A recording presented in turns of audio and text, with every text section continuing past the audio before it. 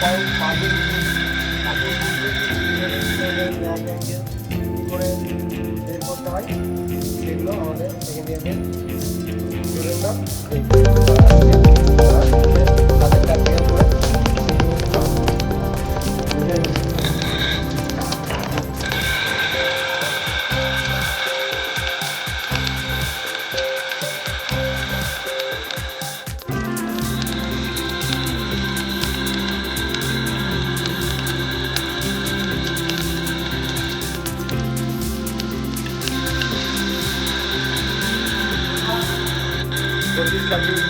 চব্বিশ ছাব্বিশ সেশনে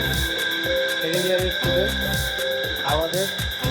এবার লিড মেশিনের সিঙ্গেল পয়েন্ট কাটিং টুলস এর কীভাবে clearing angle, rap angle, cutting angle,